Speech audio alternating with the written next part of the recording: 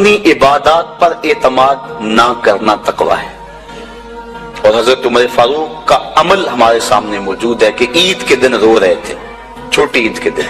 اس نے پوچھا آج تو ہر کوئی خوش ہے اور آپ رو رہے ہیں؟ کہا مجھے نہیں پتا کہ میرے روزے قبول ہوئے ہیں یا کہ نہیں، اگر قبول ہوئے تو پھر میرے لیے خوشی کی بات، اور اگر قبول نہیں ہوئے تو میرے منہ پہ مارے گئے، اس لیے میں چونکہ قطعاً جانتا نہیں اس لیے رو رہا ہوں کہ پتہ نہیں میں کن لوگوں میں سے ہوں۔ حضرت بایزید بسطامی سے کسی بڑھیا نے پوچھا تھا حضرت ایک مسئلہ تو بتاؤ۔ پوچھا کیا؟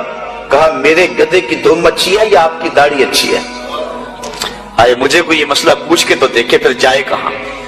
بایزید بسطامی سے بڑھیا نے پوچھا آپ کی داڑھی اچھی یا میرے گدھے کی دم اچھی؟ ناراض نہیں ہوئے، بگڑے نہیں، آنکھوں سے آنسو ڈھلنے لگے۔ کہا تیرے سوال کا جواب فی الحال میرے پاس نہیں ہے، جب میں مر جاؤں گا تو پھر میرے پاس جواب ہوگا، پھر تو مجھے کیسے مل پائے گی۔ بایزید بسطامی کا انتقال ہو گیا، بڑھیا کے خواب میں آئے۔ کہا حضرت میرا سوال اسی جگہ پہ کھڑا ہے۔ کہا اللہ کا شکر ہے میری داڑھی تیرے گدھے کی دم سے ہزاروں درجے بہتر ہے، چونکہ میرا خاتمہ ایمان پہ ہو گیا۔ تو جب تک یقین نہیں ہو جاتا کہ میں کن لوگوں میں ہوں اتنی دیر تک یہ ظاہر انسان کا اندر بے چین رہتا ہے۔ بڑے سخت معاملے ہیں آخرت کے۔ آج ہمیں نعت خواہ بھی کہہ رہے ہیں کہ مجھے دیکھ کے جہنم کو پسینہ آئے، یہ تو منہ میں طوطی بولتا ہے جو مرضی کہتا پھرے، یہ تو کل قیامت کے دن پتا چلے گا کہ پسینہ کس کو آتا ہے۔ رسول کریم بھی جس جہنم سے پناہ مانگے، کبھی جنت کا تمسخر اڑایا جاتا ہے، اورے تو کیڑی جنت کا کرنا ہے تذکرہ، اسی جنت کا جس کو رسول اللہ ہاتھ اٹھا کے مانگتے رکھے، اسی جنت کا تذکرہ کر رہے ہیں جس کے لیے حضور کا اشتیاق تھا، اسی جنت کی آرزو کر رہے ہیں جس کے لیے حضور نے فرمایا جب اللہ سے مانگو تو جنت فردوس مانگو۔ تو آج دلیری دی جا رہی ہے، آج پیر بیعت کرنے کے بعد جنت کا پرمٹ دے دیتا ہے۔ آؤ میں پیروں کے پیر کی کہانی سناؤں آپ کو۔ حضرت شیخ سعدی شیرازی فرماتے ہیں کہ ایک بندہ مطاف میں کنکروں کے اوپر پیشانی رکھ کے زاروں کے تار ہو رہا ہے اور کیا کہتا ہے، اے اللہ مجھے معاف کر دے، نہیں تو قیامت کے دن اندھا اٹھانا، میں تیرا کیا تیرے بندوں کا سامنا بھی نہیں کر سکتا۔ اتنے درد سے روتا ہے کہ لوگ اپنی دعائیں چھوڑ کے اس کے لیے دعا کرتے ہیں۔ جن لوگوں نے حج کیا یا عمرہ کیا انہیں اس کا تجربہ ہوگا۔ کچھ لوگ اتنے درد سے روتے ہیں کہ بندہ اپنی دعائیں بھول کے ان کے لیے لگ جاتا ہے۔ مجھے تو جس سال جانا نصیب ہوا تھا تو ان دنوں کے اندر فلسطین کی جنگ پورے زور پہ تھی اور کعبۃ اللہ کی غربی دیوار کے ساتھ فلسطین کے مرد و زن لپٹ کے رویا کرتے تھے، اور جب وہاں ہمارا چکر آتا تھا تو اس وقت طوطے اڑ جاتے اور اپنی دعائیں بھول جاتی اور اللہ کی بارگاہ میں عرض کرتے مالک فلسطین کو آزادی دے دے۔ یہ کسی کا باپ اس کے سامنے کٹا ہوگا، کسی کی گود سے اس کا لال چھوڑ کے ان کے لیے دعائیں کرنے لگ جاتا، فلسطین کی آزادی کے لیے دل تڑپتا، پھر کشمیر کی طرف، آذربائیجان کی طرف، کابل و قندھار کی طرف، دشت لیلا کی طرف اور قلعہ جنگیر تورا بورا کی طرف اور موصل و تقرید کی طرف اور کوفہ و بغداد کی طرف انسان کا دل جاتا کہ وہاں کیا کچھ ہو رہا ہے، اور انسان اپنی دعائیں چھوڑ کے امت کے لیے رونے لگ جاتا ہے۔ تو وہ اتنے درد سے روتا ہے کہ لوگ اپنی دعائیں چھوڑ کے اس کے لیے کہتے ہیں یا اللہ اس بیچارے کو معاف کر دے۔ ایک بندہ تو چھوڑ چھاڑ کے کھڑا ہی اس کے سامنے قریب کھڑا ہو گیا اور کہتا ہے مالک اسے معاف کر دے، مالک اسے معاف کر دے۔ کافی دیر کے بعد وہ شخص جو روتا تھا اٹھ کے جانے لگا۔ اس کو تجسس تھا کہ میں دیکھوں تو صحیح یہ کون ہے اور اس کو تسلی بھی دوں کہ اللہ بڑا کریم ہے، تجھے معاف کر دے گا۔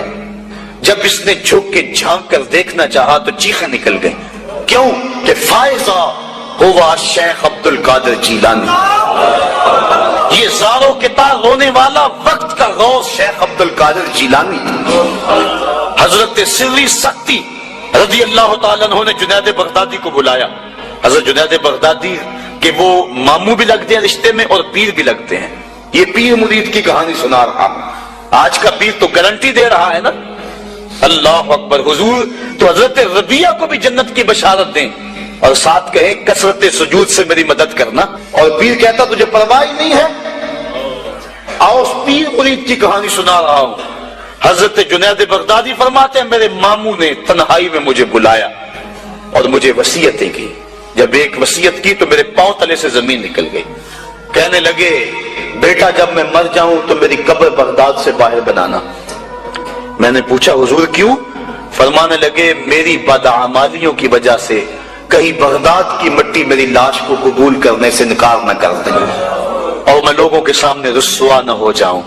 یہ ہیں وہ لوگ تتجافا جنوبہم عن المضاجع، جن کی کروٹیں بستروں سے الگ رہتی ہیں، اللہ کو خوف اور طمع میں پکارتے ہیں، لیکن زندگی کا ایک ایک لمحہ تقوی سے عبارت ہے. دنیا میں تکلیفیں صحیح. حضرت امام جعفر صادق ساری زندگی ٹھنڈا پانی نہیں پیا، فرماتے تھے کیا خبر کہ اس کے حساب میں چکرا جاؤں.